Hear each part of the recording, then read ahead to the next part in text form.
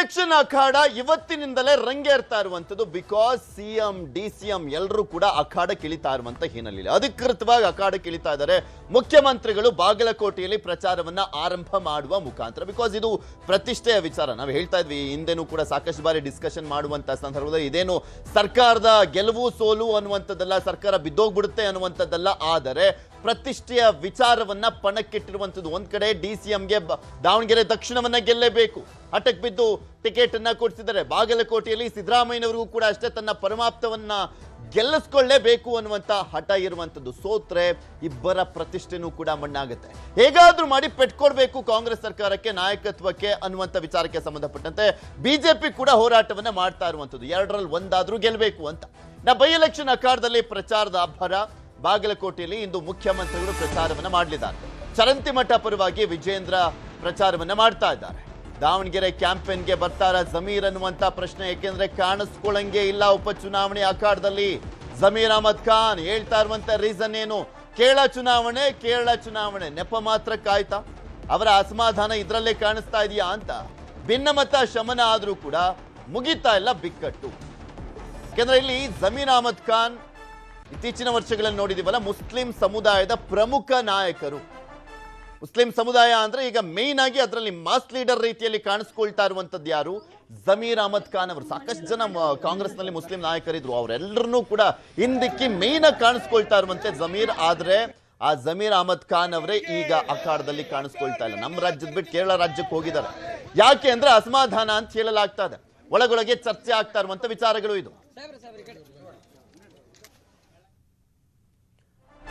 ಇನ್ನು by election ವೇಳೆ ವಿಜೇಂದ್ರ ಒಂದು ಹೇಳಿಕೆಯನ್ನ ಕೊಟ್ಟಿದ್ದಾರೆ. ಬಿಜೆಪಿ ಪರ ಕಾಂಗ್ರೆಸ್ ಪಕ್ಷದವರು ಕೆಲಸವನ್ನ ಮಾಡ್ತಾ ಇದ್ದಾರೆ ಅಂತ ಹೇಳಿದ್ದಾರೆ. ಪ್ರಾಮಾಣಿಕವಾಗಿ ಹೇಳ್ತಾ ಇದ್ದೇನೆ, ಉಡಾಫೆಯಿಂದ ಹೇಳ್ತಾ ಇಲ್ಲ. ಬಿಜೆಪಿ ರಾಜ್ಯಾಧ್ಯಕ್ಷರ ಹೇಳಿಕೆ ಇದು. ಪ್ರಾಮಾಣಿಕವಾಗಿ ಹೇಳ್ತಾ ಇದ್ದೀನಿ, ಉಡಾಫೆಯಿಂದ ಹೇಳ್ತಾ ಇಲ್ಲ. ಕಾಂಗ್ರೆಸ್ನವರು ನಮಗೆ ಸಪೋರ್ಟ್ ಅನ್ನ ಕೊಡ್ತಾ ಇದ್ದಾರೆ, ಕಾಂಗ್ರೆಸ್ನವರು ನಮಗೆ ಒಳಗೊಳಗೆ ಸಹಕಾರವನ್ನ ಕೊಡ್ತಾ ಇದ್ದಾರೆ. ಬಿಜೆಪಿ ಪರ ಯಾರೇ ಕೆಲಸ ಮಾಡಿದ್ರು ಕೂಡ ಸ್ವಾಗತ ಮಾಡ್ತೇನೆ. ಬಿಜೆಪಿ ಪರ ಯಾರೇ ಸ್ವಾಗತ ಮಾಡಿದ್ರು ಅಂದ್ರೆ ಪ್ರಚಾರ ಮಾಡಿದ್ರು ಸ್ವಾಗತ ಮಾಡ್ತಾ ಇದ್ದೀನಿ ಅಂತ ಹೇಳ್ತಾ ಇದ್ದಾರೆ. ಅಂದ್ರೆ ಅಲ್ಲಿ ಪ್ರಮುಖವಾಗಿ ಯತ್ನಾಳ್ ಅವರ ಸಪೋರ್ಟು ಕೂಡ ಕೇಳ್ತಾ ಇದ್ದಾರೆ. ಯತ್ನಾಳ್ ಅವರು ಪ್ರಚಾರವನ್ನ ಮಾಡ್ಲಿಕ್ಕೂ ಕೂಡ ಯಾವುದೇ ರೀತಿಯಾದಂತ ಅಡ್ಡಿ ಇಲ್ವಾ ಬಿಜೆಪಿಯಿಂದ ಅನ್ನುವಂತ ಪ್ರಶ್ನೆಗೆ ಉತ್ತರ ಕೊಡ್ತಾ ಇದ್ದಾರಾ ವಿಜೇಂದ್ರ ಅನ್ನುವಂತ ಪ್ರಶ್ನೆ ಇದೆ. ಹಾಗಾದ್ರೆ ಏನ್ ಮಾತನಾಡಿದ್ರು ವಿಜೇಂದ್ರ ನೋಡ. ಭಾರತೀಯ ಜನತಾ ಪಾರ್ಟಿ ಅಭ್ಯರ್ಥಿನ ಗೆಲ್ಲಿಸ್ಬೇಕು ಅಂತೇಳಿ ಕಾಂಗ್ರೆಸ್ ಪಕ್ಷದವರು ಕೆಲಸ ಮಾಡ್ತಾ ಇದಾರೆ ಎರಡೂ ಕ್ಷೇತ್ರದಲ್ಲಿ. ನಾನು ಪ್ರಾಮಾಣಿಕವಾಗಿ ಹೇಳ್ತೇವೆ. ನಾನು ಸುಮ್ನೆ ನಿಮ್ಗೆ ಹೇಳಕ್ಕೆ ಸುಮ್ನೆ ಉಡಾಫೆಯಾಗಿ ನಮ್ಮ ಮಾತನ್ನ ಹೇಳ್ತಿಲ್ಲ. ಕಾಂಗ್ರೆಸ್ ಪಕ್ಷದವರು ಇವತ್ತು ಒಳಗೆ ನಮ್ಗೆ ಸಹಕಾರ ನೀಡ್ತಾ ಇದ್ದಾರೆ. ಹಂಗೆ ಬಿಜೆಪಿ ಅಭ್ಯರ್ಥಿ ಗೆಲ್ಲಿಸ್ಬೇಕು ಅಂತೇಳಿ ಯಾರೇ ಕೆಲಸ ಮಾಡಿದ್ರು ನಾನು ಸ್ವಾಗತ ಮಾಡ್ತೇನೆ. ಬಾಗಲಕೋಟೆನಲ್ಲಿ ಬೇರೆ ಬೇರೆ ಹರಿಕಥೆಗಳು ಹೇಳ್ಕೊಂಡಿಲ್ಲಿ ಹಣ ಬಲ ತೋಳ್ಬಲವನ್ನ ಬಳಸ್ಕೊಂಡು ಅಧಿಕಾರದ ದುರ್ಬಳಕೆಯನ್ನ ಮಾಡಿಕೊಂಡು ಇಲ್ಲಿ ದಬ್ಬಾಳಿಕೆ ಮಾಡ್ಬೇಕು ಅಂತ ಹೇಳಿದ್ದು ಕಾಂಗ್ರೆಸ್ ಪಕ್ಷ ಹುನ್ನಾರ ನಡೆಸ್ತಾ ಇದೆ. ಆದರೆ ಬಾಗಲಕೋಟೆಯ ಪ್ರಜ್ಞಾವಂತ ಮತದಾರರು ಈಗಾಗಲೇ ನಿರ್ಧಾರ ಮಾಡಿದ್ದಾರೆ. ಭಾರತೀಯ ಜನತಾ ಪಾರ್ಟಿಗೆ ಆಶೀರ್ವಾದನ ಮಾಡ್ತಾರೆ. ನಮ್ಮ ವೀರಣ್ಣ ಚರಂತಿಮಠ ಅವರು ಗೆಲ್ತಾರೆ. ಇದೆಲ್ಲದ್ರ ಬಗ್ಗೆನೂ ಕೂಡ ಮಾತನಾಡ್ತಾ ಹೋಗೋಣ. ನಮ್ಮ ಜೊತೆ ಇಬ್ಬರು ಅತಿಥಿಗಳು ಜಾಯ್ನ್ ಆಗಿದ್ದಾರೆ. ಕಾಂಗ್ರೆಸ್ ವಕ್ತಾರರಾಗಿರುವಂತಹ ಶತಬೀಶ್ ಶಿವಣ್ಣ ಅವರು ಜಾಯ್ನ್ ಆಗಿದ್ದಾರೆ. ಬಿಜೆಪಿ ವಕ್ತಾರರಾಗಿರುವಂತಹ ಚಂದ್ರಶೇಖರ್ ಅವರು. ಇಬ್ಬರಿಗೂ ಕೂಡ ಕಾರ್ಯಕ್ರಮಕ್ಕೆ ಸ್ವಾಗತ. ಶಿವಣ್ಣ ಅವರಿಂದ ಆರಂಭ ಮಾಡ್ತೀನಿ. ಶಿವಣ್ಣ ಅವರೇ, ಆರಂಭ ಆಗಿದ್ದ ವೇಗದಲ್ಲೇ ಮುಸ್ಲಿಂ ಪ್ರಾತಿನಿಧ್ಯತಾ ವಿಚಾರಕ್ಕೆ ಸಂಬಂಧಪಟ್ಟಂತೆ ಕಿಚ್ಚತ್ತಿತ್ತಲ್ಲ, ಅದು ಅಷ್ಟೇ ತಣ್ಣಗಾಯ್ತಾ ಅಂತ? ಇದು ಇನ್ನಷ್ಟು ಹೋಪ್ಸ್ ಅನ್ನ ಜಾಸ್ತಿ ಮಾಡ್ತಾ ಕಾಂಗ್ರೆಸ್ಗೆ? ಹೌದು, ಹೋಪ್ಸ್ ಅಂತೂ ಬಹಳಷ್ಟು ಹೆಚ್ಚಿದೆ. ಆಮೇಲೆ ನೀವ್ ನೋಡ್ದಂಗೆನೆ ಒಂದ್ ಸ್ವಲ್ಪ ಭಿನ್ನಮತ ಇತ್ತು. ಸಾದಿಕ್ ಪೈಲ್ವಾನ್ ರವರು ಅಲ್ಲಿ ಸಾಕಷ್ಟು ವರ್ಷಗಳಿಂದ ದಾವಣಗೆರೆ ಅಲ್ಲಿ ಕಾಂಗ್ರೆಸ್ ಪಕ್ಷದ ಪರವಾಗಿ ಕೆಲಸವನ್ನ ಮಾಡಿದ್ದಾರೆ. ಆ ಸಮುದಾಯಕ್ಕೆ ಒಂದು ಪ್ರಾತಿನಿಧ್ಯ ಸಿಗ್ಬೇಕು, ಅವರು ಕೂಡ ರೆಪ್ರೆಸೆಂಟೇಷನ್ ಅಲ್ಲಿ ಬರ್ಬೇಕು ಅನ್ನುವ ಬೇಡಿಕೆ ಇತ್ತು. ಆದ್ರೆ ಇವಾಗೆಲ್ಲ ಕೂಡ ತಣ್ಣಗಾಗಿದೆ. ನಮ್ಮ ನಾಯಕರಾದಂತಹ ಸಿದ್ದರಾಮಯ್ಯನವರು, DK ಶಿವಕುಮಾರ್ ಅವರು, ಸಲೀಂ ಅಹಮದ್, ರಿಜ್ವಾನ್ ಅರ್ಷದ್ ಅವರು, ಇವರೆಲ್ಲರೂ ಕೂಡ ಜೊತೆಗೆ ಸೇರಿ ಇವತ್ತು ಅವ್ರನ್ನ ಅಂದ್ರೆ ನಮ್ ಜೊತೆ ಸೇರಿಸ್ಕೊಂಡು ಈ ಚುನಾವಣೆಯನ್ನ ನಡೆಸ್ತೀವಿ ಅನ್ನೋ ಕಾನ್ಫಿಡೆನ್ಸ್ ಕೊಟ್ಟಿದ್ದಾರೆ. ನಮಗಂತೂ ಕಾಂಗ್ರೆಸ್ ಪಕ್ಷಕ್ಕೆ ನಾವು ಗ್ರೌಂಡ್ ಅಲ್ಲೂ ನೋಡ್ಕೊಂಡು ಬರ್ತಾ ಇದೀವಿ. ನಾವು ಕೂಡ ಅಲ್ಲಿ ಹೋಗ್ತಾ ಇದ್ದೇವೆ. ಎರಡೂ ಉಪಚುನಾವಣೆಯಲ್ಲಿ ಭಾರಿ ಬಹುಮತದಿಂದ ಶಿವಣ್ಣ ಅವರೇ ಮಾತನಾಡ್ತೀನಿ. ನಮ್ ಜೊತೆ ಸ್ವತಃ ಸಾದಿಕ್ ಪೈಲ್ವಾನ್ ಅವರೇ ದೂರವಾಣಿ ಸಂಪರ್ಕದಲ್ಲಿ ಜಾಯ್ನ್ ಆಗಿದ್ದಾರೆ. ನಮಸ್ಕಾರ ಸರ್. ನಮಸ್ಕಾರ ಸರ್. ನನ್ ಧ್ವನಿ ಕೇಳಿಸ್ತಾ ಇದೆಯಾ? ಹೌದು ಸರ್, ಕೇಳಿಸ್ತಾ ಇದೆ. ಸೆಣಸದೆ ಸೋತೋಗ್ಬಿಟ್ರ ಪೈಲ್ವಾನ್ರು ಅಂತ ಅಖಾಡದಲ್ಲಿ? ಇಲ್ಲ ಸರ್, ಇಲ್ಲ ಸರ್. ಅಲ್ಲ, ಯಾಕೆಂದ್ರೆ ವಾಪಸ್ ಹೋಗ್ಬಿಟ್ರಿ ಕಣದಿಂದ. ಇಲ್ಲ, ಅನ್ಯಾಯ ಆಗ್ಬಿಟ್ಟಿದೆ, ನಾನಂತೂ ಬಿಡೋದಿಲ್ಲ ಈ ಸಲಿ ಅಂತ ಹೇಳ್ತಾ ಇದ್ರಿ. ಬಟ್ ಸೈಲೆಂಟ್ ಆಗ್ಬಿಟ್ರಿ. ಹೌದು ಸರ್, ಅದಕ್ಕೆ ಹೌದು. ನಾನು ಪೈಲ್ವಾನ್ ಜಟ್ಟಿ ಪೈಲ್ವಾನ್ ಅಂತೆಲ್ಲ ಹೇಳ್ತಾ ಇದ್ರು. ಆದ್ರೆ ಸೆಣಸ್ಲೇ ಇಲ್ವಲ್ಲ ಪೈಲ್ವಾನ್ರು ಅಂತ. ಸರ್ ಏನಂತ ಹೇಳಿದ್ರೆ ನಾವು ಹುಟ್ಟಲೇ ಕಾಂಗ್ರೆಸ್, ಹ್ಮ್ ಹಂಗಾಗಿ ನನಗೆ ಅಸಮಾಧಾನ ಆಗಿ ನಾನು ಬಂಡಾಯ ಕಾಂಗ್ರೆಸ್ ಅಭ್ಯರ್ಥಿ ಹಾಕಿದ್ದೆ. ಹಾ ಹಾಗಾಗಿ ನಮ್ಮ ರಾಜ್ಯದ ಮುಖ್ಯಮಂತ್ರಿಗಳು DK ಶಿವಕುಮಾರ್ ಅವರು, ಸುರ್ಜಾವಲ್ ಅವರು 2 ದಿವಸ ಕಾಲ ಕುಂತು ನನ್ನ ಕರೆ ಕಳಿಸಿ, ಹ್ಮ್ ನೀನು ಮರಳು ಮತ್ತಲ್ಲ ಕಾಂಗ್ರೆಸ್ಸಿಗೆ ಮಾಡಪ್ಪ, ನೀನ್ ಹಳಬ ಹ್ಮ್ ಹಾಗೀಗ ಅಂದಾಗ ನಾವೆಲ್ಲ ತೀರ್ಮಾನ ತಗೊಂಡು ಮತ್ತೆ ಪುನಃ ಕಾಂಗ್ರೆಸ್ಸಿಗೆ ನಾವೆಲ್ಲ ದುಡಿಯಕ್ ಬಂದಿದ್ದೀವಿ. ಏನ್ ಭರವಸೆ ಕೊಟ್ರು ಪೈಲ್ವಾನ್ರೆ ನಿಮ್ಗೆ? ಏನಿಲ್ಲ ಸರ್, ಏನು ನಮ್ಮ ಕಡೆ ಇಲ್ಲ. ಹಾ ಹಿರಿಯರು ಏನ್ ತೀರ್ಮಾನ ತಗೊಂತಾರೆ ಚುನಾವಣೆ ಆದ್ಮೇಲೆ ಅದಕ್ಕೆ ನಾವು ಸಿದ್ಧಾಂತ ಬೇಕು. ಹಾ ಹಾ ಹಾ. ನಮ್ಮ ಗೆಲುವನೇ ನಮ್ ಸಿದ್ಧಾಂತ. ಅಂದ್ರೆ ಈಗ ನೀವು ಹಿಂದೆ ಸರಿಯೋ ಮುಖಾಂತರ ಈಗ ಮುಸ್ಲಿಂ ಸಮುದಾಯಕ್ಕೆ ಅನ್ಯಾಯ ಆಗಿದ್ದೆಲ್ಲ ಸರಿ ಆಗ್ಬಿಡ್ತು ಅಂತನಾ? ಹೌದು, 100% ಸರ್, ಸರಿ ಆದಂಗ ಅದು. ಏನ್ ಸರಿ ಆಯ್ತು? ಈಗ ನಮ್ಮ ಉಸ್ತುವಾರಿ ಮಿನಿಸ್ಟ್ರು ನಮ್ಮ ರಾಜ್ಯದ SS ಮಲ್ಲಿಕಾರ್ಜುನ್ ಅವರು, ಹ್ಮ್ ಅವ್ರ ತಂದೆಯವರು ನಿಧನ ಆದ ಮೇಲೆ ಅವಕಾಶ ಸಿಗ್ಲಿಲ್ಲ.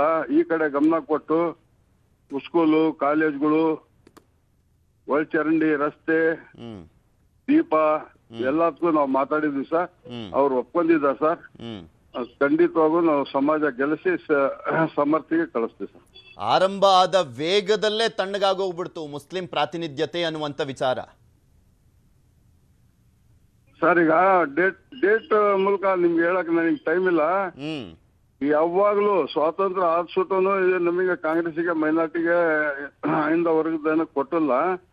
ಎರಡನೇದೇನಂತ ಹೇಳಿದ್ರೆ ನಾವು ಸಿದ್ಧ ಆ ಕಾಲದಿಂದ ನಾವು ದುಡ್ಕೊಂಡ್ ಬಂದಿರ್ತಾವ ವ್ಯಕ್ತಿಗಳು ಮೈನಾರಿಟಿ. ಹ್ಮ್ ಆ ಕಾಲದಿಂದ ಇಲ್ಲಿವರೆಗೂ ಬಂಡ ಏನ್ ನಿಂತಿದಾರಲ್ಲ ಯಾರು ಗೆಲ್ಲಿಲ್ಲ ಸರ್. ಅಲ್ಲ, ಹೌದು, ಯಾರು ಗೆಲ್ಲಿಲ್ಲ ಅನ್ಬಿಟ್ಟು ಟಿಕೆಟ್ ಕೊಡದೆ ಹೋದ್ರೆ ಹೆಂಗೆ ಅನ್ನುವಂತ ಪ್ರಶ್ನೆಗಳು ಬರ್ತಾ ಇದಾವೆ. ಈಗ ಏನಾಯ್ತು, ಶಿಗ್ಗಾಂವ್ ಕ್ಷೇತ್ರದಲ್ಲಿ ಕೊಟ್ರು ಅಲ್ವಾ, ಗೆದ್ರು ಅಲ್ವಾ? ಅದು ಯಾರು ಮಾಜಿ ಮುಖ್ಯಮಂತ್ರಿ ಎದುರುಗಡೆ ಗೆದ್ರಲ್ವಾ, ಮಾಜಿ ಮುಖ್ಯಮಂತ್ರಿ ಮಗನೇ ಎದುರಿಗೆ ಶಿಗ್ಗಾಂವ್ ಕ್ಷೇತ್ರದಲ್ಲಿ ಮಗನಿದ್ರೆ ಗೆದ್ರು ಸರ್, ಗೆದ್ರು ಸರ್.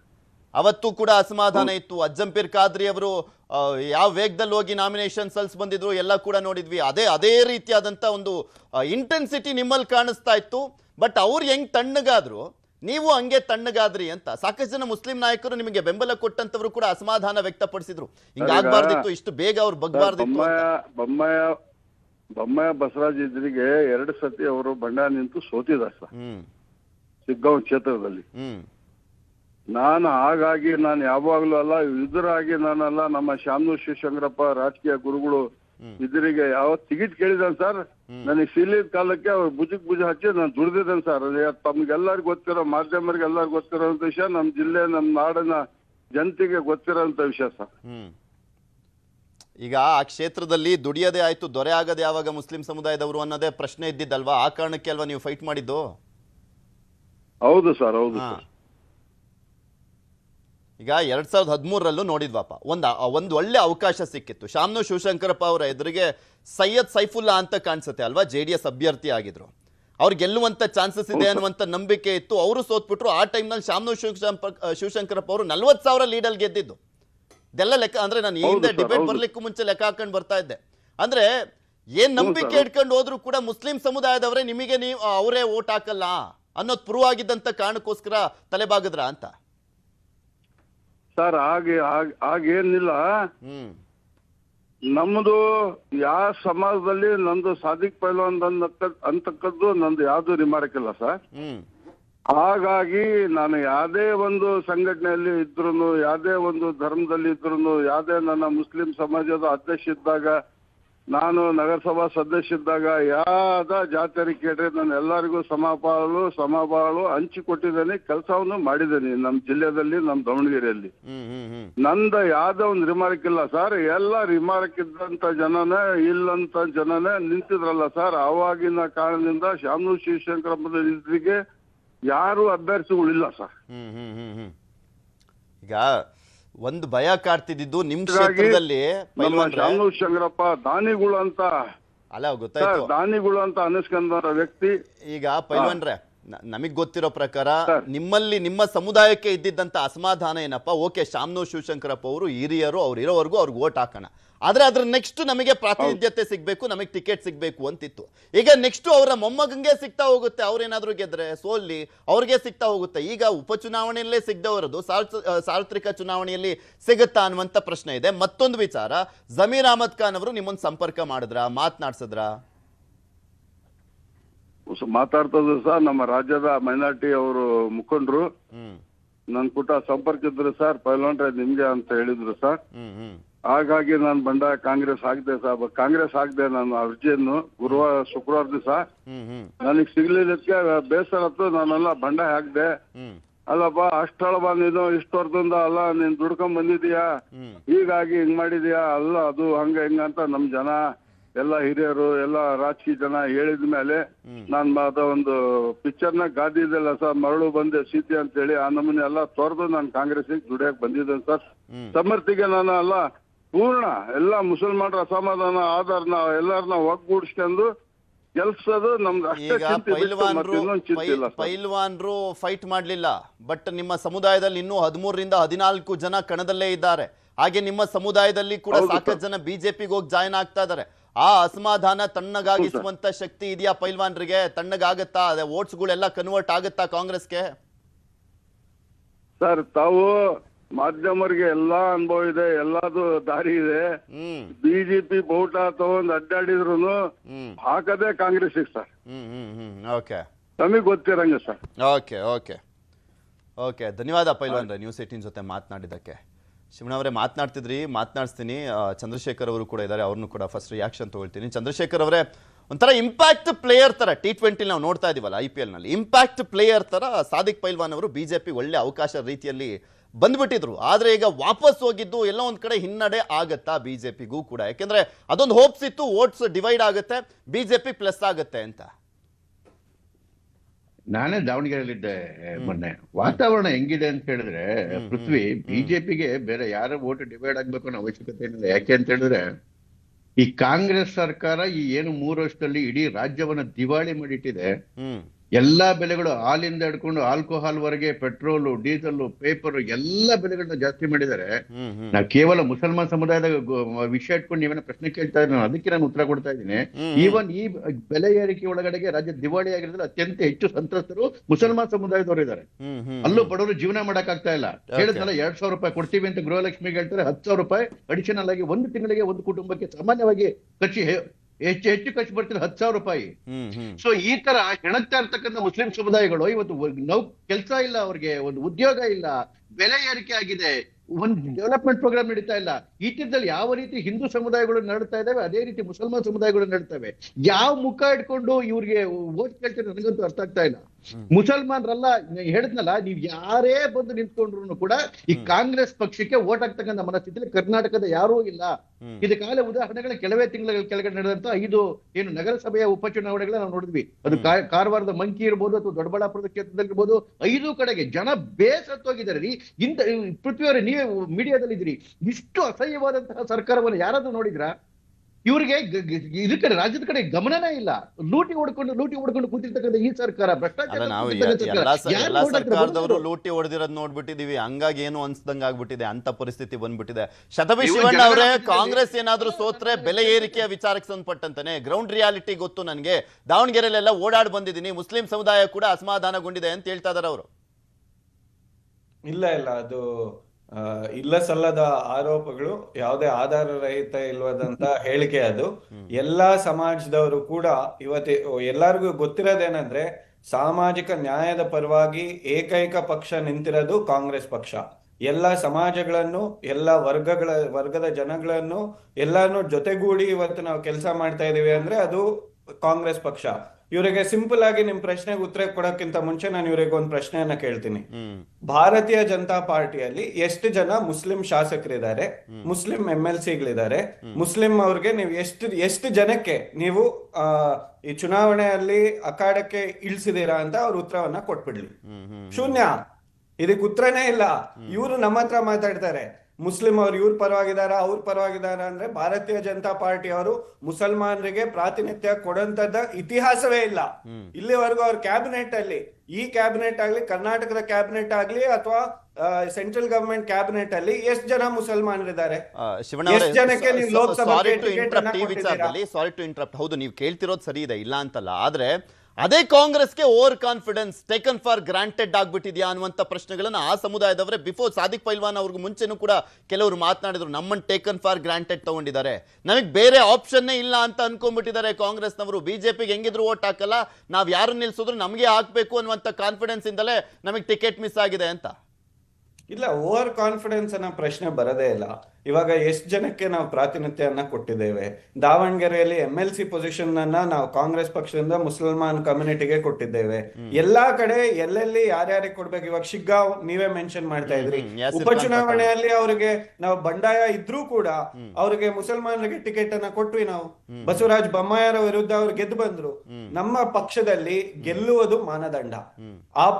ನಾವು ನೋಡ್ತೀವಿ ಜಾತಿ ಸಮುದಾಯ ಯಾರ್ಯಾರು ಹೆಚ್ಚಾಗಿದ್ದಾರೆ, ಯಾರಿಗೆ ಪ್ರಾತಿನಿಧ್ಯ ಕೊಡ್ಬೇಕು ಅಂತೆಲ್ಲ ಎಲ್ಲ ಆಲೈಸಿ ಹೈಕಮಾಂಡ್ ಮತ್ತೆ ರಾಜ್ಯದ ಉಸ್ತುವಾರಿ ನಾಯಕರು ಎಲ್ಲರೂ ಕುತ್ಕೊಂಡು ಚರ್ಚೆ ಮಾಡಿ ಯಾರು ಗೆಲ್ತಾರೆ, ಗೆಲ್ಲಂತ ಕ್ಯಾಂಡಿಡೇಟ್ಗೆ ನೀವು ಟಿಕೆಟ್ ಅನ್ನ ಕೊಡಬೇಕು, ಜನರು ಯಾರು ಪರವಾಗಿದ್ದಾರೆ, ಇದು ಎಲ್ಲ ಅಂಶಗಳನ್ನ ಆಲೈಸಿ ಇವತ್ತು ನಾವು ಸಮರ್ಥನ ಅಖಾಡಕ್ಕೆ ಇಳಿಸಿದ್ದೇವೆ.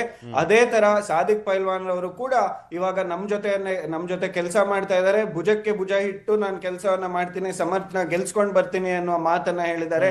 ಇವಾಗ ಜಮೀರ್ ಅಹಮದ್ ಅವರು ಕೂಡ ಯಾವುದೇ ತರದ ಅಸಮಾಧಾನ ಇಲ್ಲ. ಅವರು ಕೇರಳದಲ್ಲಿ ಸ್ಟಾರ್ ಕ್ಯಾಂಪೇನರ್ ಆಗಿದ್ದಾರೆ. ಅವರ ಬಿಟ್ಟು KJ ಜಾರ್ಜ್ ಅವರು ಇದ್ದಾರೆ, ಸಿದ್ದರಾಮಯ್ಯ ಸಾಹೇಬರು ಇದ್ದಾರೆ, ಶಿವಣ್ಣ ಅವರೇ, ಜಮೀರ್ ಅವ್ರನ್ನ ಎಕ್ಸ್ಪೆಕ್ಟ್ ಮಾಡ್ತಿದ್ವಿ, ನೋಡೋಣ ಯಾವಾಗ ಬರ್ತಾರೆ ಅನ್ನುವಂಥದ್ರ ಬಗ್ಗೆ. ನಮ್ಮ ಜೊತೆ ಮಾಜಿ ಸಚಿವರಾಗಿರುವಂತ ರೇಣುಕಾಚಾರ್ಯ ಅವರು ಕೂಡ ಜಾಯ್ನ್ ಆಗಿದ್ದಾರೆ, ಅವ್ರನ್ನು ಕೂಡ ಮಾತನಾಡಿಸ್ಬಿಡ್ತೀನಿ. ನಮಸ್ಕಾರ ಸರ್.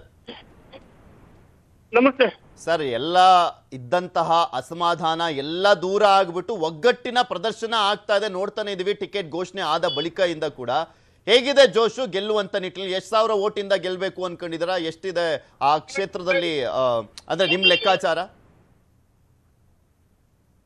ಮೊದಲನೇದಾಗಿ ನಾನು ಒಂದು ಮಾತು, ಪ್ರಜ್ಞಾವಂತ ದಾವಣಗೆರೆ ದಕ್ಷಿಣ, ಬಾಗಲಕೋಟೆ ಮತ್ತು ರಾಜ್ಯದ ಭಾರತೀಯ ಜನತಾ ಪಾರ್ಟಿಯ ಮುಖಂಡರುಗಳು, ಕಾರ್ಯಕರ್ತರುಗಳು ಮತ್ತು ಮತದಾರರಿಗೆ ಎಲ್ಲ ಒಂದ್ ಕಡೆ ನೋವಿತ್ತು. ಏನಪ್ಪಾ, ಭಾರತೀಯ ಜನತಾ ಪಾರ್ಟಿ ಶಿಸ್ತಿಗೆ ಮತ್ತೊಂದು ಪಾರ್ಟಿ ಇದೆ, ಅದು ಭಾರತೀಯ ಜನತಾ ಪಾರ್ಟಿ. ಬಹಳಷ್ಟು ನೋವಿತ್ತು. ಇವತ್ತು ಹೇಳಿ ಸರ್. ಈ ಉಪಚುನಾವಣೆ ನಮಗೆ ಒಂದು ಸವಾಲ ಸ್ವೀಕಾರ ಮಾಡಿ ನಮ್ಮಲ್ಲಿರ್ತಕ್ಕಂಥ ಎಷ್ಟೇ ವ್ಯತ್ಯಾಸಗಳಿದ್ದು ಅದನ್ನ ಮರೆತು ಒಟ್ಟಾಗಿ ಒಂದಾಗಿ ದಾವಣಗೆರೆ ದಕ್ಷಿಣ ಮತ್ತು ಬಾಗಲಕೋಟೆಯಲ್ಲಿ ಈಗಾಗಲೇ ಎಲ್ಲ ಸಮಾಧಾನ ಸರಿಯಾಗಿದೆ. ನಮ್ದೊಂದು ರಾಷ್ಟ್ರೀಯ ಪಾರ್ಟಿ, ದೊಡ್ಡ ಪಾರ್ಟಿ.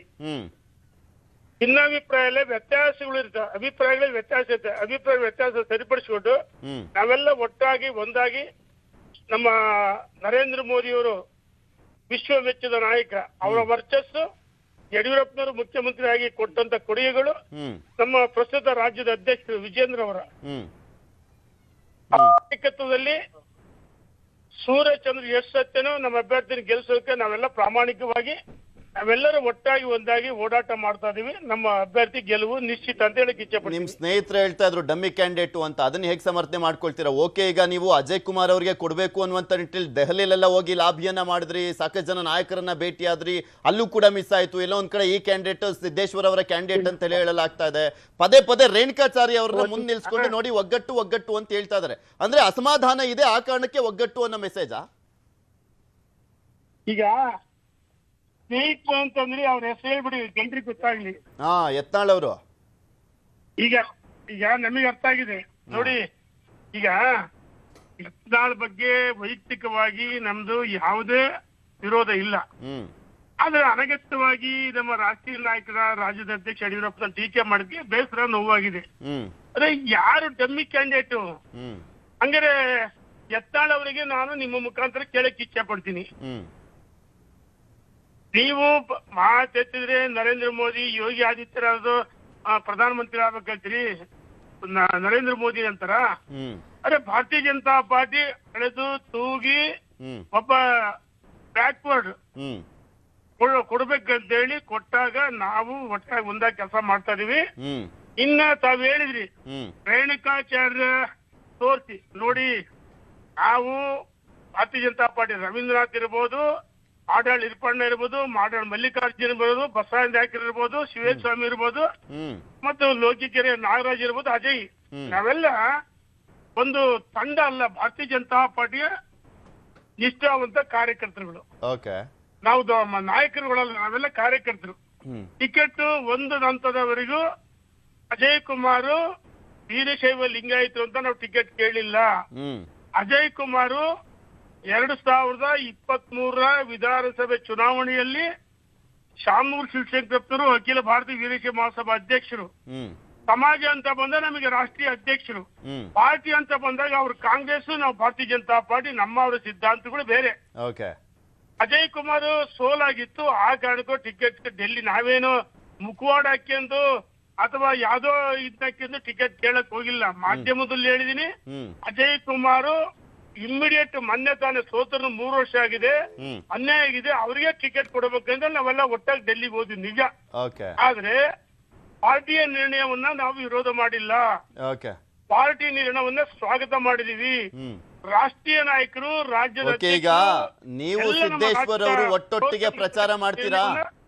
ನೀವು ಸಿದ್ದೇಶ್ವರ್ ಅವರು ಒಟ್ಟೊಟ್ಟಿಗೆ ಪ್ರಚಾರ ಮಾಡ್ತೀರಾ ಹೇಗೆ, ಅಥವಾ ಬರೀ ಮಾಧ್ಯಮದ ಮುಂದೆ ಮಾತ್ರ ಕೊಟ್ಟಂತ ಪೋಸಾ? ನೋಡ್ರಿ, ನಮಗೆ ಜೀವನದಲ್ಲಿ ಹೇಳ್ತೀನಿ ಕೇಳ್ರಿ, ಈ ಫೋಟೋ ಶೂಟ್ ಮಾಡ್ತಾರಲ್ಲ, ವಿಡಿಯೋ ಫೋಟೋ ಶೂಟ್ಗೋಸ್ಕರ ಅಲ್ಲ, ಕೇವಲ ಮಾಧ್ಯಮಕ್ಕೋಸ್ಕರ ಅಲ್ಲ, ಸೋಷಿಯಲ್ ಸಾಮಾಜಿಕ ಜಾಲತಾಣಕ್ಕೋಸ್ಕರ ಅಲ್ಲ. ನೋಡಿ, ನಮ್ಮಲ್ಲಿ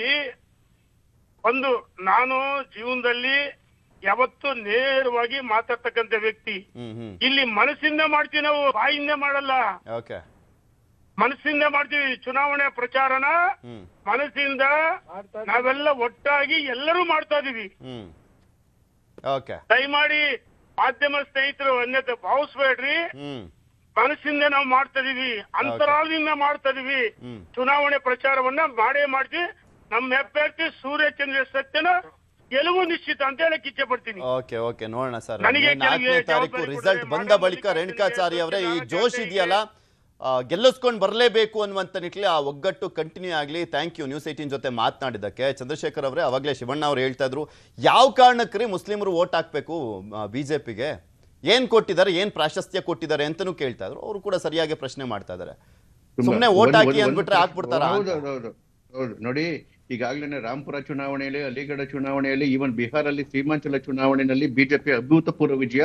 ಎಲ್ಲಿ ಮುಸಲ್ಮಾನರು 70% ಗಿಂತ ಜಾಸ್ತಿ ಇದ್ದಾರೆ. ಅದು ಬಹಳ ಕ್ಲಿಯರ್ ಆಗಿ ತೋರಿಸ್ತಾ ಇದೆ. ಮುಸಲ್ಮಾನ್ ವೋಟ್ಗಳು ಕೂಡ ಬಿಜೆಪಿಗೆ ಬಹಳ ದೊಡ್ಡ ಮಟ್ಟದಲ್ಲಿ ಬರ್ತಾ ಇದಾವೆ ಅಂತ ಹೇಳಿ. ಇವ್ರ ತರ ನಾಟಕಾಡ ಅವಶ್ಯಕತೆ ಇಲ್ಲ. ಭಯೋತ್ಪಾದಕನ ಒಂದ್ ನಿಮಿಷ ಟಿಕೆಟ್ ಅಬ್ದುಲ್ ಕಲಾಂ ಅನ್ನ ರಾಷ್ಟ್ರಪತಿ ಮಾಡಿದ್ದು ನಾವೇನೇನೆ, ಅಬ್ಬಾಸ್ ಅಲಿ ನಖ್ವಿ ಅವ್ರನ್ನ ಕೇಂದ್ರ ಸಚಿವರು ಮಾಡಿದ್ದು ನಾವೇನೆ, ಶಹಬಾಜ್ ಹುಸೇನ್ ಕೇಂದ್ರ ಸಚಿವರು ಮಾಡಿದ್ದು ನಾವೇನೇನೆ, ನಜ್ಮಾ ಅಬ್ದುಲ್ ಅವ್ರನ್ನ ದೊಡ್ಡ ಸ್ಥಾನದಲ್ಲಿ ಕೂರಿಸಿದ್ದು ನಾವೇನೇನೆ, ಆರಿಫ್ ಮೊಹಮ್ಮದ್ ಖಾನ್ ಅವ್ರನ್ನ, ನಜೀರ್ ಅವ್ರನ್ನ ಗವರ್ನರ್ ಮಾಡಿದ್ದು ನಾವೇನೇನೆ. ನಾವ್ ಯಾರ್ಯಾರಿಗೆ ಗೌರವ ಕೊಡ್ಬೇಕು ಅಂತ ಕೊಡ್ತಾ ಇದೀವಿ. ನಿಮ್ ತರ ನಾಟಕ ಕೇಳ. ಅದು ಒಂದ್ ಮಾತು ಹೇಳ್ತೀನಿ ಪೃಥ್ವಿಯವರಲ್ಲಿ, ನೀವ್ ಯಾವ್ದಾದ್ರು ಒಂದು ಮುಸಲ್ಮಾನ್ ದಾವಣಗೆರೆ ಮುಸಲ್ಮಾನ್ ಕುಟುಂಬ ಹೇಳ್ತೀನಿ, ದಾವಣಗೆರೆ ವಿಚಾರದಲ್ಲೇ ಹೇಳ್ತೀನಿ, ದಾವಣಗೆರೆ ವಿಚಾರದಲ್ಲೇನೆ ಇಡೀ ದೇಶದ ಯಾವ್ದಾದ್ರು ಒಂದು ಮುಸಲ್ಮಾನ್ ಕುಟುಂಬವನ್ನು ತೋರಿಸಿ, ಒಂದೇ ಒಂದು ಮುಸಲ್ಮಾನ್ ಕುಟುಂಬ ಮೋದಿ ಸರ್ಕಾರದ 5 ಪ್ರಯೋಜನಗಳು ಬರ್ದೇ ಇರ್ತಕ್ಕಂಥ ಒಂದು ಕುಟುಂಬ ತೋರಿಸಿ.